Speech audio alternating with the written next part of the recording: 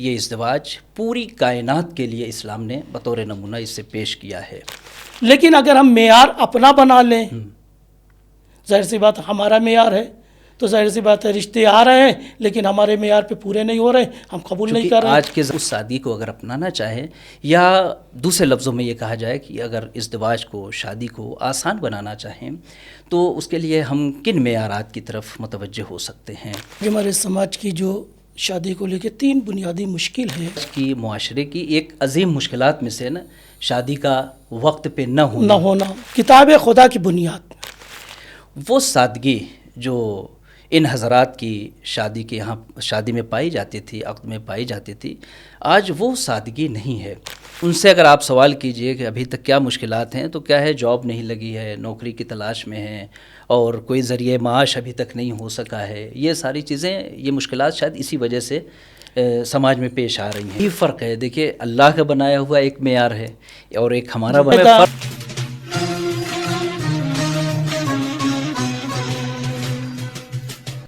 اعوذ باللہ من الشیطان الرجیم، بسم اللہ الرحمن الرحیم۔ قال اللہ تبارک و تعالی فی القرآن المجید، بسم اللہ الرحمن الرحیم، وَأَنكِحُوا الْأَيَامَ مِنكُمْ وَالصَّالِحِينَ مِنْ عِبَادِكُمْ وَإِمَائِكُمْ إِنْ يَكُونُوا فُقَرَاءَ يُغْنِيهُمُ اللَّهُ مِنْ فَضْلِهِ وَاللَّهُ وَاسِعٌ عَلِيمٌ۔ بہرحال سب سے پہلے میں آپ کی خدمت میں اور اپنے ناظرین کی خدمت میں ایک ذی الحجہ ولادت عقد جناب معصومہ کونین اور مولائے کائنات کی بہت بہت مبارکباد پیش کرتا ہوں، اور اسی کے ساتھ ساتھ بہرحال چونکہ دین جو ہمارا ہے، وہ شریعت جو اسلام جسے کہا جاتا ہے، ایک آفاقی دین ہے اور انسان کی حیات کا، سماج کا، معاشرے کا ہر پہلو، جس پہلو پہ بھی انسان نظر کرتا ہے، اسے اسلام نے بیان کیا ہے، اور ان تمام پہلوؤں کو جسے ہم اور آپ تصور کر سکتے ہیں، ان تمام پہلوؤں کو بخوبی اسلام نے اس کے لیے ایک راہ حیات، راہ زندگی، کس طریقے سے انسان کسی شعبے میں قدم رکھے، اسے بیان کیا ہے۔ انہی چیزوں میں سے ایک چیز جو ہے وہ ہے عقد۔ چونکہ آج کی تاریخ بے انتہا مبارک تاریخ ہے ہمارے اور آپ کے لیے، اور ایک نمونہ تاریخ ہے یہ کہا جا سکتا ہے، چونکہ عقد مولائے کائنات اور جناب فاطمہ زہرا سلام اللہ علیہا آج کی تاریخ میں منعقد ہوا ہے، اور آپ کی شادی، یہ ازدواج پوری کائنات کے لیے اسلام نے بطور نمونہ اس سے پیش کیا ہے۔ سوال یہ ہے کہ یہ جو شادی، یہ جو عقد ہے، اور اگر ہم تاریخ کا مطالعہ کریں عقد معصومہ کونین اور مولائے کائنات کی، تو ہمیں اس بات کی طرف تاریخ ہمیں متوجہ کراتی ہے، اور ہم ملاحظہ کرتے ہیں کہ بے انتہا سادگی یہاں پہ پائی جاتی تھی۔ لیکن آج کے زمانے میں، بالخصوص جس زمانے میں ہمارا اس وقت زندگی گزار رہے ہیں، وہ سادگی جو ان حضرات کی شادی کے یہاں شادی میں پائی جاتی تھی، عقد میں پائی جاتی تھی، آج وہ سادگی نہیں ہے۔ تو اس سادگی کو کس طریقے سے آج کے زمانے میں پیش کیا جا سکتا ہے، یا وہ کون سے راستے ہیں جس کی وجہ سے جو سادگی وہاں پہ تھی آج ہمارے زمانے میں نہیں ہے، تو ہم اس سادگی کو اگر اپنانا چاہیں، یا دوسرے لفظوں میں یہ کہا جائے کہ اگر ازدواج کو، شادی کو آسان بنانا چاہیں تو اس کے لیے ہم کن معیارات کی طرف متوجہ ہو سکتے ہیں؟ اعوذ باللہ من الشیطان الرجیم، بسم اللہ الرحمن الرحیم۔ آج ہمارے سماج کی جو شادی کو لے کے 3 بنیادی مشکل ہے، شادی میں تاخیر کا ہونا، اگر آپ ریشو دیکھتے جائیں تاخیر ہوتی جا رہی ہے۔ بالکل، ہر چیز کا ایک وقت ہے، اگر چیز وقت پہ ہو تو اچھی لگتی ہے، وقت کے بعد تو یہ خانہ پوری ہے۔ دوسرا مسئلہ یہ ہے، سخت ہوتی جا رہی ہے، کیا کریں کہ آسان ہو۔ تیسری مشکل اور بنیادی مشکل کہ اگر ہم دونوں مرحلوں سے گزر جائیں، شادی وقت پہ ہو، آسان طریقے سے ہو، جاری رہے اور یہ باقی رہے۔ جی، یہ 3 بنیادی مشکلات ہیں۔ ان تمام بنیادی مشکلات کا حل سوائے اسلام اور سوائے تاریخ سیرت محمد علی محمد، اور خاص طور سے بی بی دو عالم اور مولائے کائنات کی شادی ہمارے لیے بہترین آئیڈیل ہے۔ اسی طرح اگرچہ دیگر ائمہ طاہرین کی زندگی بھی ہمارے لیے آئیڈیل ہے، لیکن چونکہ میرے لیے بہت مبارک موقع ہے، تو انہیں ہم کیا کریں کہ یہ تینوں چیزوں، البتہ ممکن ہے بہت سی چیزیں بہت بنیادی مشکل نہ ہو، جی جی جس کو ہم مشکل سمجھتے ہیں، ہو سکتا ہے مشکل ہو یا تھوڑی وقتی مشکل ہو یا منطقی یا علاقائی مشکل ہو، لیکن یہ تین بنیادی مشکل ہے جس میں تقریباً نہ صرف ہندوستان بلکہ دنیا کے دوسرے ممالک میں کے مومنین بھی ان تینوں مشکلات سے روبرو ہیں۔ جی بہترین آپ نے جو تینوں معیار بیان کیے ہیں، یہ بہترین معیار ہے، نہیں معیار کہ نہیں ایک بلکہ تو بلکہ یہ وقت اسٹیپ پہ، ہے، تینوں جی، اسٹیپ ہے، یہ تینوں ہیں۔ چیزیں جو ہمارے سامنے ہیں، سب سے یعنی سماج کی، معاشرے کی ایک عظیم مشکلات میں سے نا شادی کا وقت پہ نہ ہونا، تو کیا کیا جائے کہ وقت پہ شادی ہو، جی سادگی بھی باقی رہے، آسان بھی ہو یہ شادی، کس طریقے سے یا کون سے رائے حل یہاں پہ یا لائے عمل آپ اپنا سکتے ہیں جس کی وجہ سے ہماری شادی بھی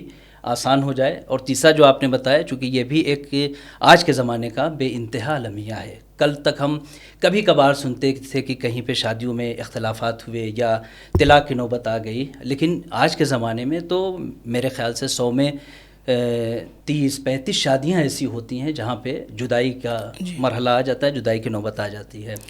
بس خطبات جمعہ کو اگر خطبات عقد کو ہم دیکھیں، بس خطبات میں باقاعدہ خاص طور سے بزرگوں نے جب تمام خطبہ نکاح کو پڑھ لیتے ہیں تو آخر میں جس وقت صیغہ جاری کرتے ہیں، جملہ کہتے ہیں، بہت نفیس جملہ ہے، مجھے بڑا اچھا بھی لگتا ہے، اعلیٰ کتاب اللہ، یعنی جو نکاح میں جاری کرنے جا رہا ہوں، عقد نکاح پڑھنے جا رہا ہوں، کیا؟ اعلیٰ کتاب اللہ، کتاب خدا کی بنیاد، وَعَلَىٰ سنت رسول اللہ، سنت رسول کے مطابق، وَعَلَىٰ منہاج امیر المومنین والائمۃ الطاہرین، اور امیر المومنین اور ائمہ طاہرین کی سیرت کے مطابق۔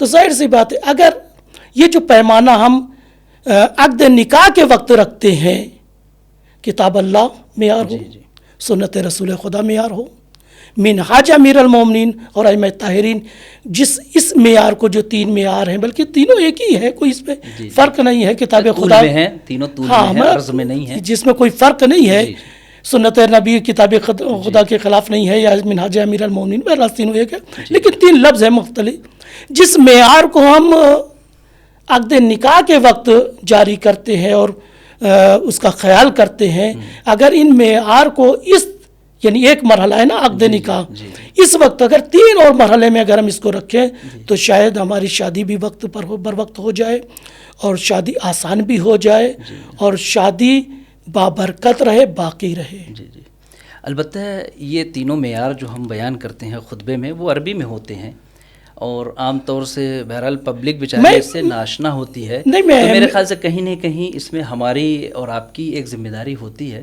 کہ اگر اسے ذرا سا 4-5 منٹ میں اگر اسے واضح کر دیا جائے پبلک کے درمیان میں عقد پڑھنے سے پہلے، یا جو الفاظ ہم استعمال کر رہے ہیں، تو شاید اس کا اثر کچھ زیادہ ہو۔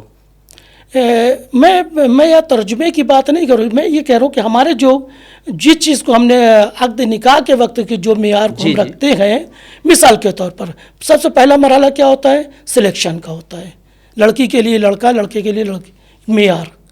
تو اب اگر ہم معیار ہوتا کیا ہے، اگر ہم معیار کتاب خدا کو رکھیں، معیار سنت نبوی کو رکھیں، معیار منہاج امیر المومنین اور ائمہ طاہرین کو رکھیں، اس معیار پہ کو نظر میں رکھتے ہوئے لڑکی کے لیے لڑکا یا لڑکے کے لیے لڑکی، دولہے کے لیے دلہن یا دولہا کے لیے دلہن اگر ہم تلاشتے ہیں، اس معیار پہ تلاشتے ہیں، تو ہمارے خیال سے شاید مشکل نہیں ہوگی، ہمیں رشتے آسانی سے مل جائیں گے۔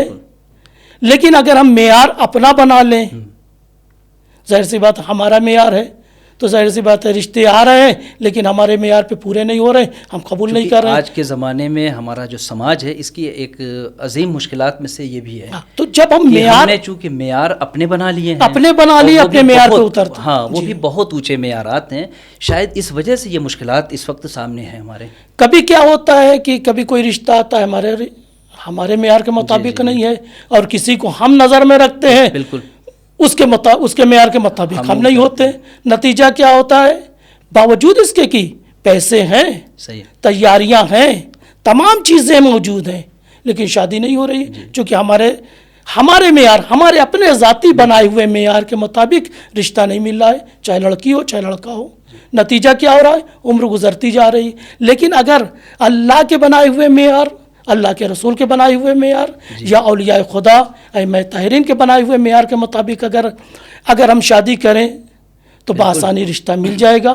نہ لڑکوں کی عمر گزرے گی نہ لڑکیوں کی عمر گزرے گی، جلدی سے شادی ہو جائے گا. تو ایک ریزن، یعنی پہلا مرحلہ جو ہوتا ہے انتخاب کا، اس میں معیار ہم کتاب خدا کو رکھیں، سنت رسول کو رکھیں، منہاج امیر المومنین اور ائمہ طاہرین کو. بہت اچھی بات آپ نے کی ہے.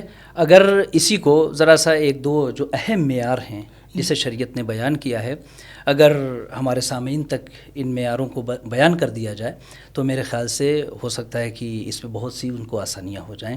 سب سے پہلا معیار تو شادی ٹھیک ہے، شادی کے اور غرائض ہے، فزیکلی فائدے، وہ سب اپنی جگہ، لیکن بنیادی اور پہلا اسٹیپ جو شادی کا جو معیار ہونا چاہیے کیا؟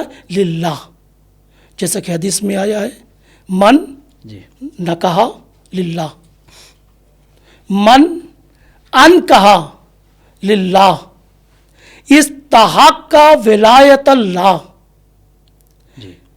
جب کوئی اپنی شادی کرتا ہے یا اپنی بیٹی یا بیٹے کی شادی کرتا ہے اللہ کے لیے، خوشنودی پروردگار کے لیے، اللہ کی رضایت کو نظر میں رکھتے ہوئے، تو پھر اللہ تعالیٰ اس بندے کی کفالت، یعنی وہ جوڑے کی کفالت اپنے ذمے لے لیتا ہے.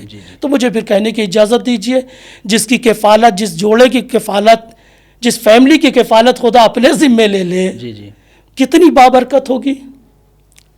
بالکل. اور اسی چیز کی طرف قرآن مجید کی آیت نے اشارہ کیا، وَأَنكِحُوا الْأَيَامَ مِنكُمْ وَالصَّالِحِينَ مِنْ عِبَادِكُمْ وَإِمَائِكُمْ إِن يَكُونُوا فُقَرَاءَ يُغْنِهُمُ اللَّهُ مِنْ فَضْلِهِ. البتہ خود یہاں پر بھی دیکھیں جو قید لگے یکون فقراء، اگر تو فقیر ہوگے، لیکن کب اللہ غنی کرے گا؟ جب اپنے معیار کی شادی کرو گے یا اللہ کے معیار کی شادی کرو گے. شادی میں یہ چیز اہم ہے. صرف شادی ایک نقطہ بہت خاص، اور اکثر ہم تو سمجھتے ہیں کہ شاید صرف شادی کرنے سے یغنیہم اللہ ہو جائے گا.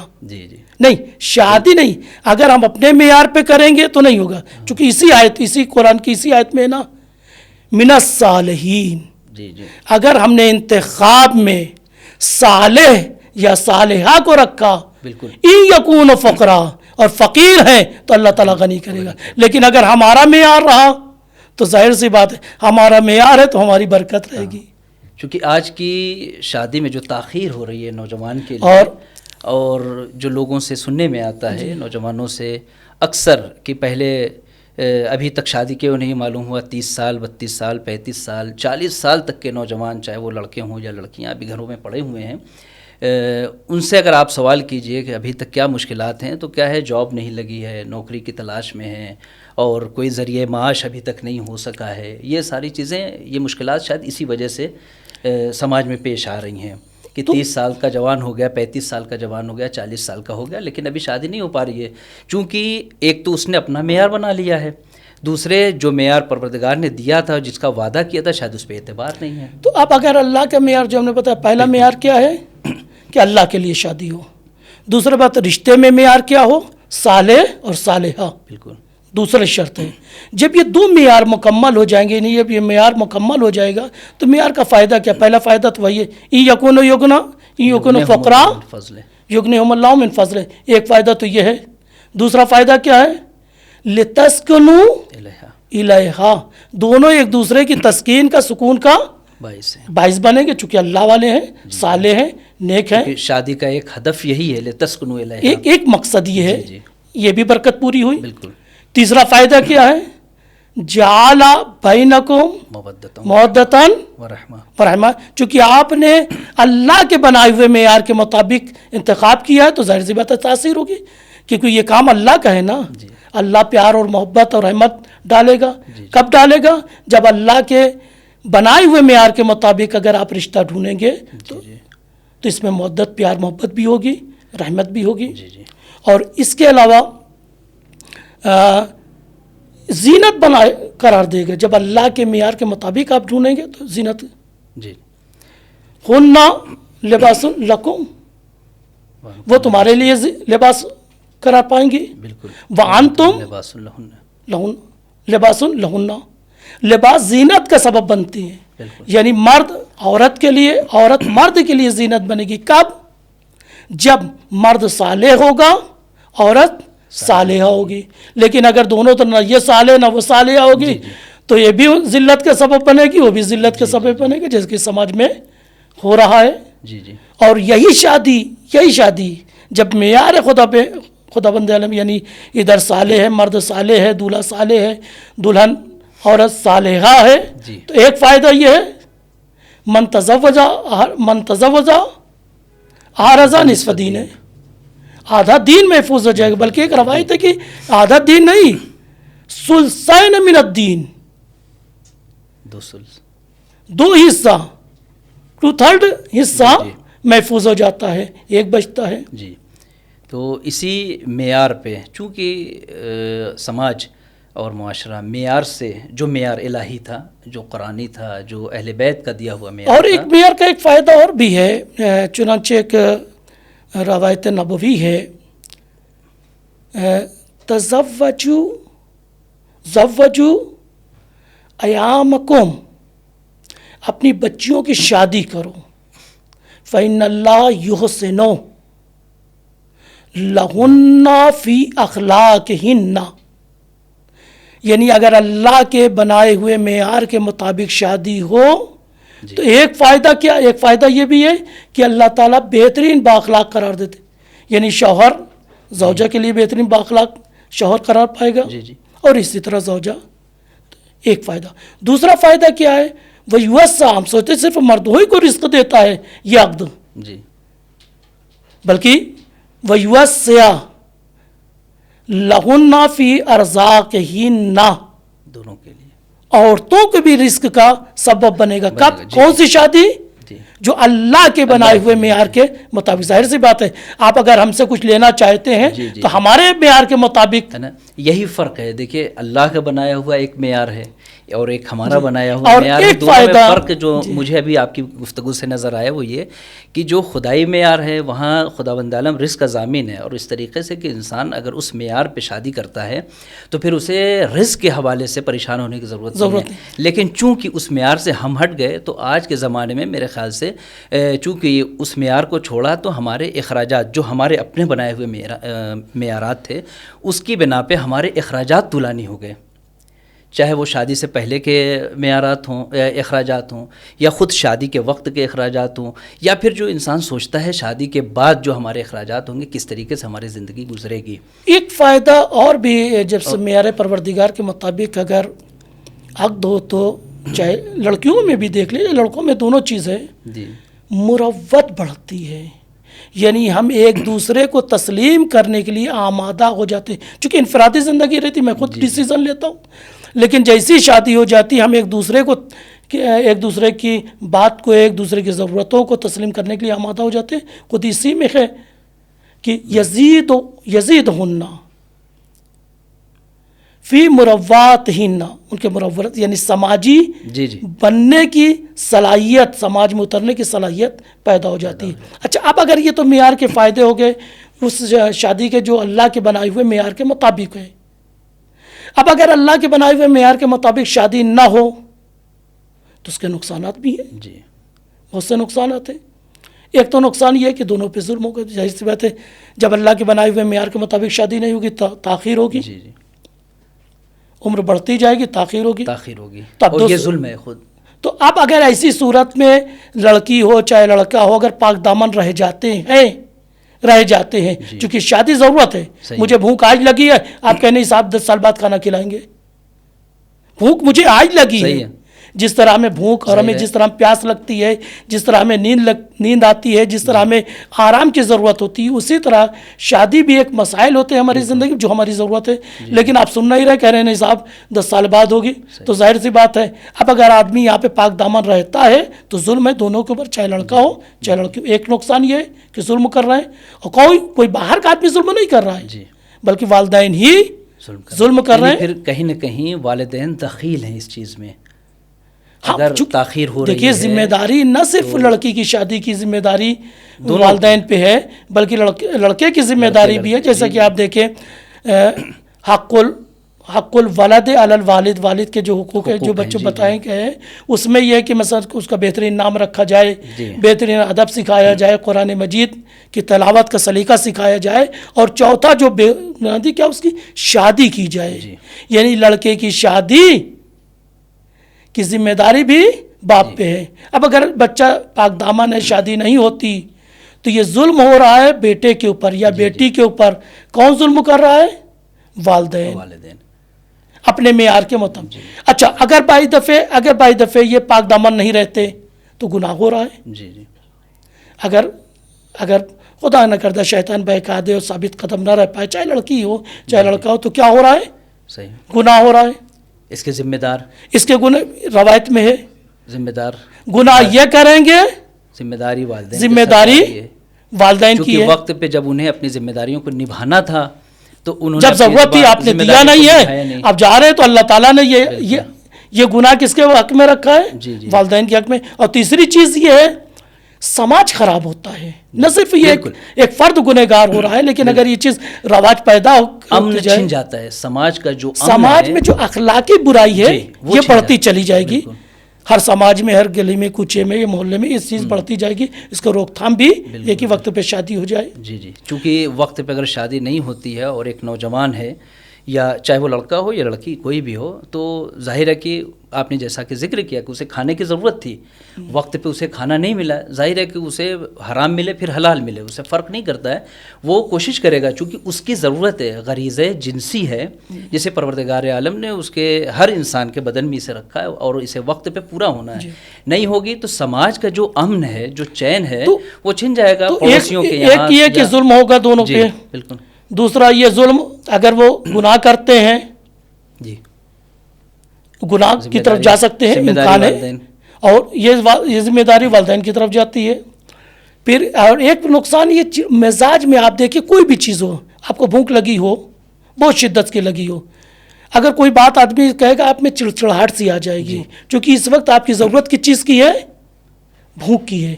تو اسی طرح مزاج چڑچڑا ہو جاتا ہے۔ آپ دیکھیں، اکثر دیکھیں جن لوگوں کی چاہے لڑکے ہوں چاہے لڑکی ہوں، جن کی شادیاں دیر تک نہیں ہوئی، کئی سال تک نہیں ہوئی، مزاج میں چڑچڑا پن آ جاتا ہے۔ اس کا نتیجہ کیا ہوتا ہے؟ وہ گوشہ نشین ہو جاتے ہیں، سماج اور سماجیات سے کٹنے لگتے ہیں، گوشہ نشینی اختیار کرتے ہیں، نتیجے میں وہ سماج کے قابل نہیں رہ جاتے، وہ اپنے کو نہیں سمجھتے، سماج میں کام نہیں آ سکتے نا، ظاہر ہے کہ نہیں کہاں، مطلب وہ سماج میں اترنے کے، یعنی ان کی سوچ ہی ہوتی ہے، پھر وہ سماج میں نہیں اترتے، نہ سماجی ایکٹیویٹی ہوتی ہے، نہ سماج میں حتیٰ فنکشنوں میں شرکت کرنا بھی نہیں چاہتے۔ آپ دیکھیں، نہیں مجھے نہیں جانا ہے، نہیں میرا موڈ نہیں ہو رہا، کسی نہ کسی بہانے اگر کسی آپ شادی کسی فنکشن میں کہیں بھی تو ہو سکتا ہے شاید اس کا ایک راز ہے بھی ہو کہ ظاہر سی بات ہے جب کسی کی شادی دیکھتے ہوں گے تو ان کو بھی ملال ہوتا ہوگا، بالکل، یا لوگ ان کو ٹوکتے ہوں گے، اپنی ضرورت کا احساس ہوتا ہوگا، ان کو ملال ہوتا ہوگا۔ فرض کر لیجئے میں 32 سال کا ہو گیا، 22 سال والے 20 سال والے کی شادی ہو رہی ہے تو ان کو بھی سبکی محسوس ہوتی ہے۔ تو ایسے سالوں پھر دھیرے دھیرے کیا ہوتے ہیں، یہ لوگ گوشہ نشین ہو جاتے ہیں، سماج و سماجیات سے کٹ جاتے ہیں، اور پھر دھیرے دھیرے جو مقصد انسان کی خلقت کا ہوتا ہے وہ پورا نہیں ہوتا، کیونکہ اللہ تعالیٰ نے انسان کو گوشہ نشینی کے لیے نہیں پیدا کیا، سماج اور سماجیات کے لیے پیدا کیا ہے۔ یہیں پہ شاید وقت پہ شادی کے متعلق چونکہ آپ نے گفتگو کی تو اس بات کو بہرحال سیرت اہل بیت علیہم الصلوۃ والسلام سے آسانی سے لیا جا سکتا ہے۔ میں مطالعہ کر رہا تھا مولا کائنات کی، یعنی جو عمر ہے دونوں کی، شہزادی کونین کی ازدواج کے وقت، نکاح کے وقت، اور مولا کائنات کی، دیکھیں شہزادی کی عمر جو یعنی حد سے زیادہ ہے، 9 سال تو لکھا ہے، 9 سے یعنی حد سے زیادہ اگر کسی نے لکھا تو وہی 11 سال تک ہے، 9 10 11 سال، اس سے زیادہ نہیں بتایا کسی نے۔ اسی طریقے سے مولا کائنات کی جو یعنی ایج بتائی، عمر بتائی، وہ 21 سال چند مہینے کی، اس طریقے سے یعنی گویا خود یہ آپ کی عمر ایک پیغام ہے ہمارے اور آپ کے لیے کہ یہ جو عمر ہوتی ہے 20 سال 21 سال یا 22 سال، لیکن یہ شادیاں اتنی بر وقت کیوں ہوئی؟ اس کا پھر وہی اس کے پیچھے جو ہماری گفتگو چلی تھی، چونکہ معیار الہی تھا، بالکل، اس لیے نہ یہاں مشکل ہوئی نہ وہاں مشکل ہوئی۔ اور ایک تو پہلا اسٹیپ ہمارا کیا ہوتا ہے؟ معیار کا۔ معیار میں اگر ہم اپنا معیار رکھتے ہیں تو تاخیر ہوتی ہے، اور کبھی کبھی نہیں بھی ہوتی، شادی صاحب पूरी उम्र गुजर जाती, शादी नहीं हो जाती, लड़का भी कुमारा बैठा रहता है, लड़की भी कुमारी बैठी रहती है, अगर हमारा में बहुत से नमूने सामने हैं। दूसरा मरहला क्या है? शादी की रसूमात। याद रखिए, अगर हम निकाह अल्लाह के लिए कर रहे हैं तो रसूमात भी अल्लाह के लिए होनी चाहिए।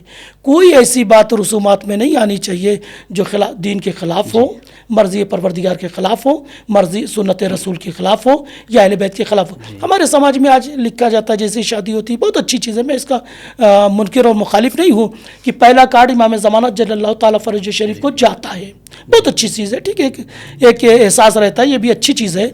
लेकिन इससे भी मैं हट के एक इससे बुनियादी और पहले इस स्टेप की बात कहना चाहूँगा।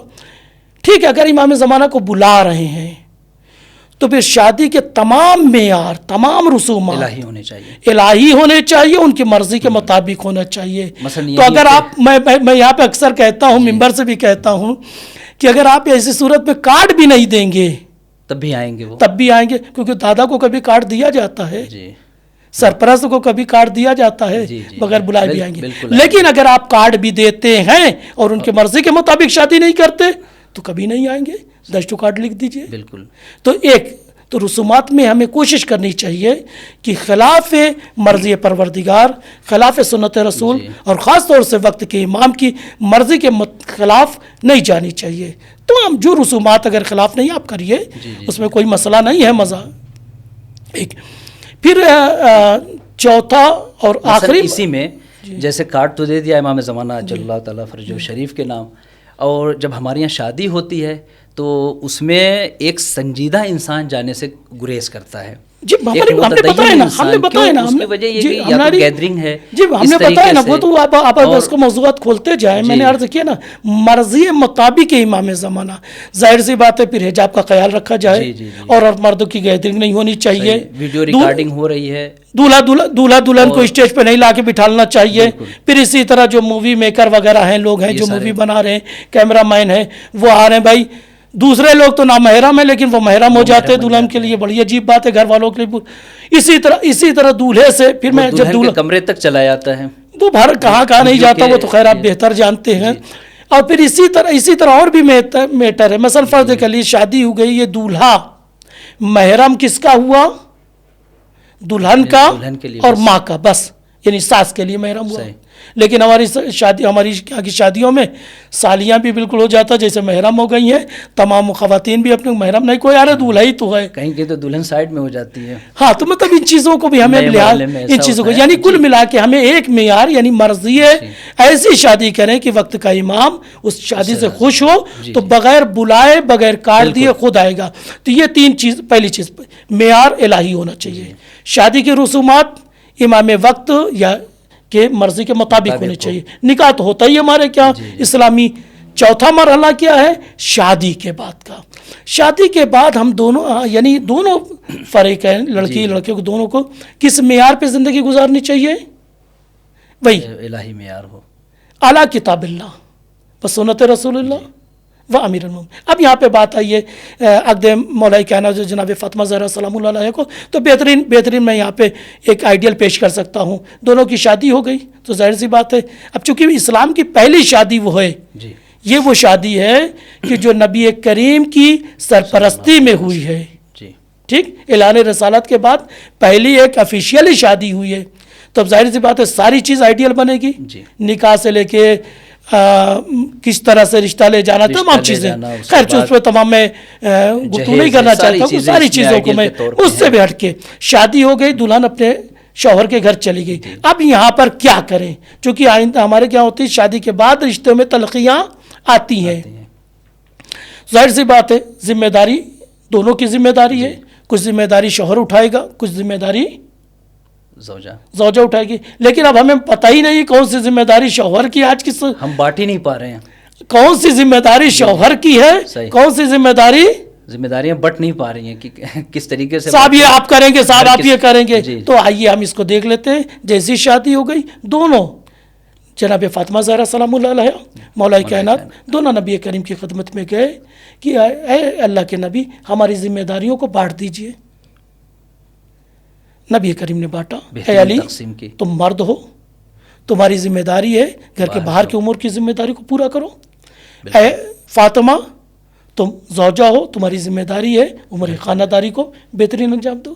یعنی اسی طرح اگر ہم اپنی شادیوں میں شادی کے بعد کے معیار کو بھی تقسیم کر دیں، یہ ذمہ داری مرد کی ہے، یہ ذمہ داری عورتوں کی. اب اس کے بعد دیکھیے، ایک ذمہ داری ایک فریضہ ہے، ایک چیز ہے لطف اور فضل ہے. ذمہ داری باہر کے کاموں کی ذمہ داری مولا کائنات کی ہے، گھر کے اموروں کی ذمہ داری امور کی شہزادی کی ہے. لیکن اس کے باوجود بھی جب بھی مولا کائنات کو فرصت مل جاتا تھا ہاتھ بٹاتے تھے. البتہ یہ فضل ہے، جی ٹھیک ہے، یہ ذمہ داری نہیں، فضل ہے. زوجوں کو آپ بھی دیکھیں گھر میں اکیلے بیمار ہے، یعنی یہ ازدواجی زندگی کو معراج تک پہنچاتی یہ چیز. تو تال میل بنا رہتا ہے، دونوں میں تال میل بنا رہتا ہے. اور یاد رکھیے جب کوئی کسی کی مدد کرتا ہے تو جس کی آپ مدد کر رہے ہیں اس کے دل میں ایک محبت کا جذبہ پیدا ہو جاتا ہے. مزید آپ کی ذمہ داری ہے، کچھ ذمہ داری آپ کی ہوگی. زوجہ بڑھ کے کہے گی نہیں بیٹھیے تھک گئے، اسے میں انجام دیتی ہوں. ایسا بھی ہوتا ہے، ہم نے اپنی سماج میں بہت دیکھا. تو اس چیزوں کو ہمیں کرنا ہے کہ جس سے محبت بڑھے دونوں میں. بہرحال یہ سیرت اہل بیت علیہ السلام. اور ایک کام آخر میں کہوں گا پیغام کی حیثیت سے بھی کہ وہ یقیناً اگر ان تمام معیار پہ یہاں تک اگر آ جائے، انتخاب بھی الہی ہو، عقد بھی الہی ہو، رسومات الہی ہو، اس کے بعد زندگی کے بعد بھی سلسلہ الہی ہو، تو شوہر کی ذمہ داری بنتی ہے. عورت اپنی دنیا چھوڑ کے شوہر کی دنیا میں آتی ہے، سیٹ ہونے کی ہوتی ہے. تو مرد کی ذمہ داری ہے محبت کرے، اس کا شکریہ ادا کرے. ایک اور اسی طرح میں ایک میسج حاضرین اور ناظرین کو بھی دینا چاہتا ہوں آپ کی اجازت سے، کہ اس موقع پر پہلی ذی الحجہ کو جو بہترین تاریخ ہے، اس موقع پر تمام شوہر اپنی اپنی زوجہ کا شکریہ ادا کریں، اور شکریہ کے ساتھ ساتھ ایک اچھا تحفہ اپنی حیثیت کے مطابق، ہر انسان اپنی حیثیت کے اعتبار سے اپنی زوجہ کو ایک تحفہ دے. یقیناً یہ تحفے دلوں میں محبت پیدا کرتے ہیں اور خدمات کے جذبات کو بڑھاتے ہیں. اور ہمیں امید ہے کہ ہم اس اسلامی معیار کو اپنی زندگی میں چاروں اسٹیپ میں رکھیں گے. انتخاب کے موقع پر، عقد نکاح کے موقع پر، رسومات کے موقع پر، اس کے بعد کی زندگی میں. اور یاد رکھیے جب یہ چاروں معیار پہ اگر شادیاں ہوں گی تو نسل بڑی بابرکت ہوگی.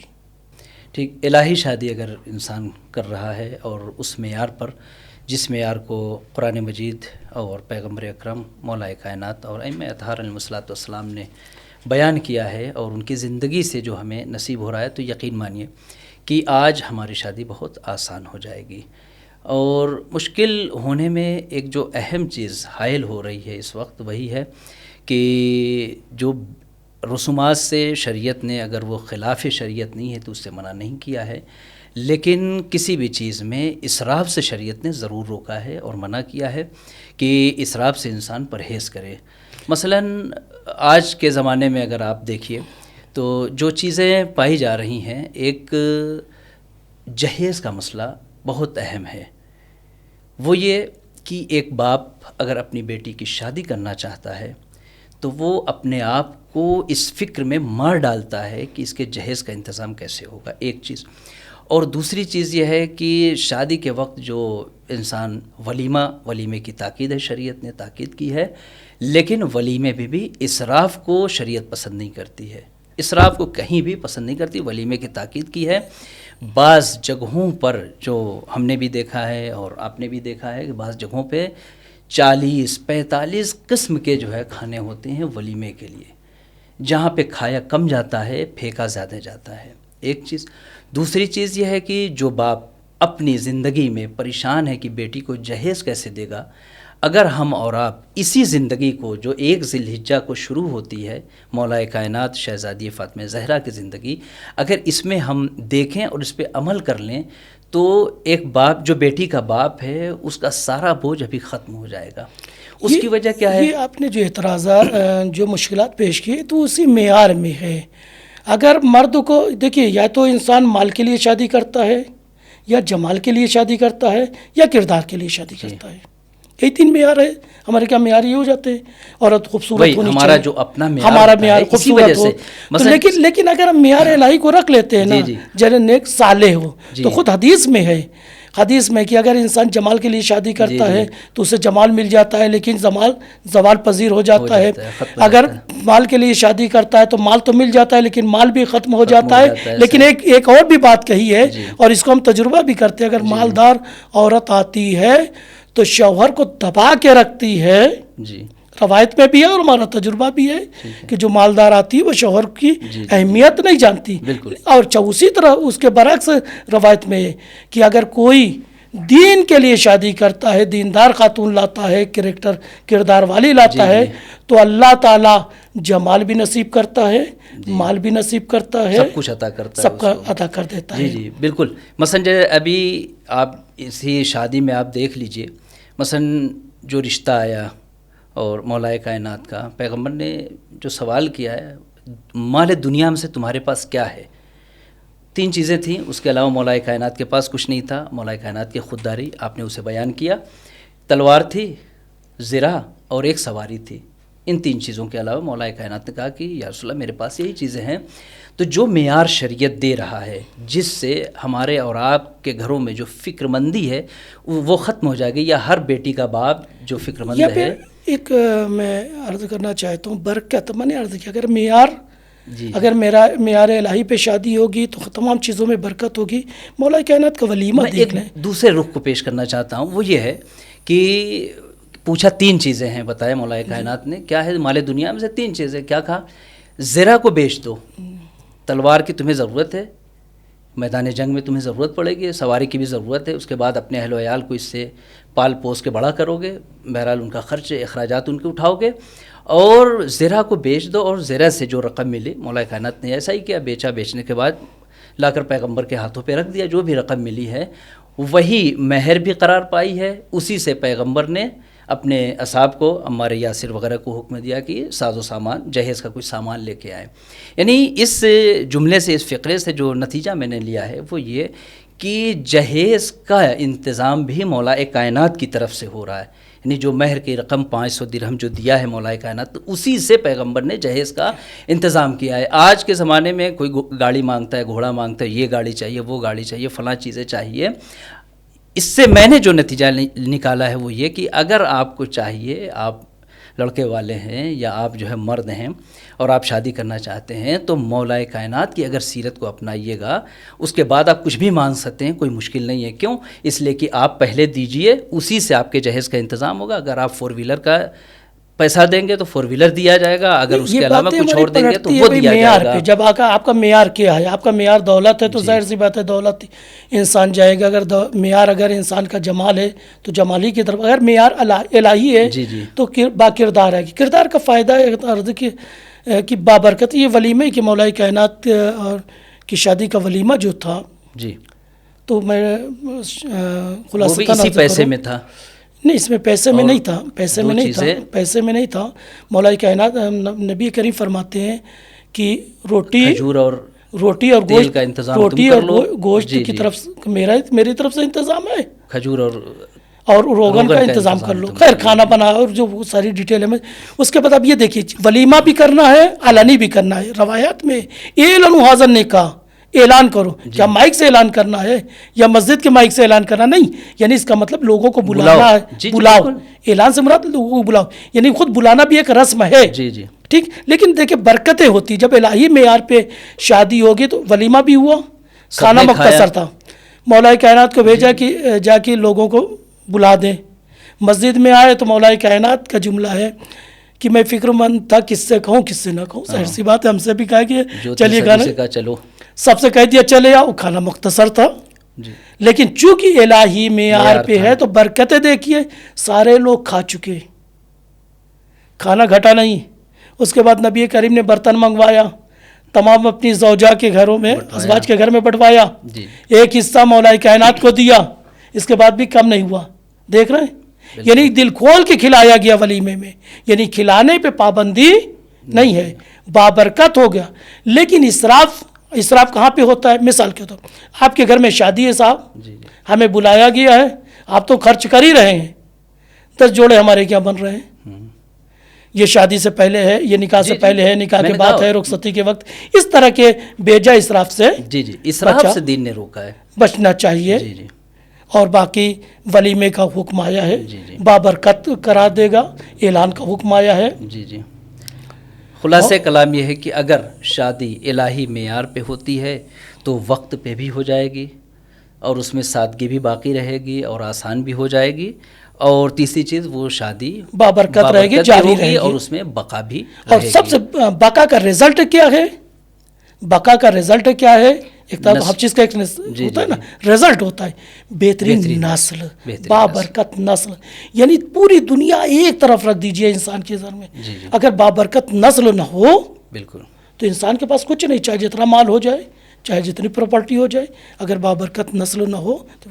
اب یہ دیکھیے جیسا کہ آپ نے بس یہیں سے آخر میں جوڑوں کہ بڑی سادگی سے ہوئی، وقت پہ شادی ہوئی، اتنی بابرکت ہوئی کہ آج بھی نسل جناب مولا کائنات باقی ہے، جاری و ساری ہے۔ آج بھی پوری قیامت تک دنیا باقی رہے گی۔ پوری دنیا کہہ رہی اجل بالکل اجل علی ظہور، امام مہدی کو آج بھی بلایا جا رہی ہے، جی نسل اسی ولد بابرکت من شادی کا الفاطمہ نتیجہ من ہے۔ علی۔ تو بابرکت، جتنی بابرکت بنائیں گے اتنی بابرکت نتائج ہوں گے، جی جی بالکل۔ اور دور تک نتائج ہوں گے۔ نہ صرف یہی نسل، یعنی برکتیں آپ کی اولاد میں بھی آئیں گی، آپ کی اولاد کی اولاد میں ہوں گی، ان کی اولاد میں اولاد ہوں، نسلوں میں بھی برکتیں باقی رہیں گی انشاءاللہ۔ بہرحال آخر میں پروردگار عالم سے دعا ہے کہ انشاءاللہ اس مبارک دن کے صدقے میں اور اس ازدواج کے صدقے میں جو بے انتہا بابرکت تھا، انشاءاللہ ہمارے نوجوان جو ابھی تک اس عقد میں اور شادی شدہ نہیں ہو سکیں کسی بھی مشکلات کی وجہ سے، پروردگار انشاءاللہ سب کی مشکلات کو حل کرے اور سب آمین کو ثم آمین۔ بہترین زوجہ عطا فرمائے، اور اس کے ساتھ ساتھ اس میں نسل میں برکت عطا فرمائے۔ انشاءاللہ ہمیں زیادہ سے زیادہ تعلیمات اہل بیت پہ اور معیار اہل بیت پہ عمل کرنے کی توفیق عطا فرمائے، تاکہ ہمارے گھروں میں برکتیں روز بروز اضافی ہوتی جائیں۔ والسلام علیکم ورحمۃ اللہ وبرکاتہ۔